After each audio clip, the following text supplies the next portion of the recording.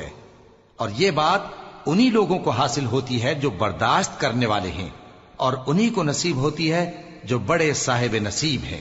اور اگر تمہیں شیطان کی جانب سے کوئی وسوسہ پیدا ہو تو اللہ کی پناہ مانگ لیا کرو، بے شک وہ سنتا ہے، جانتا ہے، اور رات اور دن اور سورج اور چاند اس کی نشانیوں میں سے ہیں۔ تم لوگ نہ تو سورج کو سجدہ کرو اور نہ چاند کو، بلکہ اللہ ہی کو سجدہ کرو جس نے ان چیزوں کو پیدا کیا ہے، اگر تم کو اس کی عبادت منظور ہے۔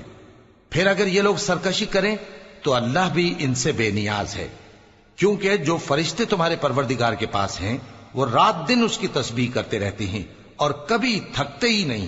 اور اے بندے، یہ اسی کی قدرت کے نمونے ہیں کہ تو زمین کو دبی ہوئی یعنی خشک دیکھتا ہے، پھر جب ہم اس پر پانی برسا دیتے ہیں تو وہ شاداب ہو جاتی اور پھولنے لگتی ہے۔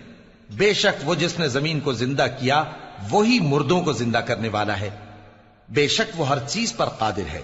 بے شک جو لوگ ہمارے احکام سے انحراف کرتے ہیں وہ ہم سے پوشیدہ نہیں ہیں۔ بھلا جو شخص دوزخ میں ڈالا جائے وہ بہتر ہے یا وہ جو قیامت کے دن بے خوف ہو کر آئے؟ تو خیر، جو چاہو سو کر لو، جو کچھ تم کرتے ہو وہ اس کو دیکھ رہا ہے۔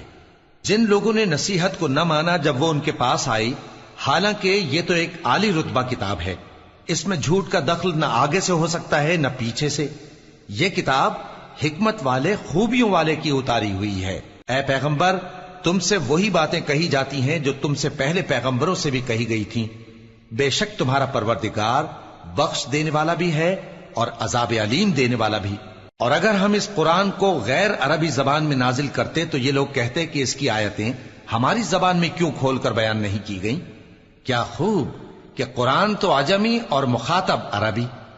کہہ دو کہ جو ایمان لاتے ہیں ان کے لیے یہ ہدایت اور شفا ہے، اور جو ایمان نہیں لاتے ان کے کانوں میں گرانی یعنی بہراپن ہے، اور یہ ان کے اندھے پن کا باعث ہے۔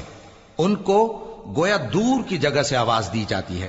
اور ہم نے موسیٰ کو کتاب دی، پھر اس میں اختلاف کیا گیا، اور اگر تمہارے پروردگار کی طرف سے ایک بات پہلے نہ ٹھہر چکی ہوتی تو ان میں فیصلہ کر دیا جاتا۔ اور یہ اس قرآن کی طرف سے بڑے بھاری شک میں پڑے ہیں۔ جو نیک کام کرے گا تو اپنے لیے، اور جو برے کام کرے گا تو ان کا ضرر اسی کو ہوگا، اور تمہارا پروردگار بندوں پر ظلم کرنے والا نہیں۔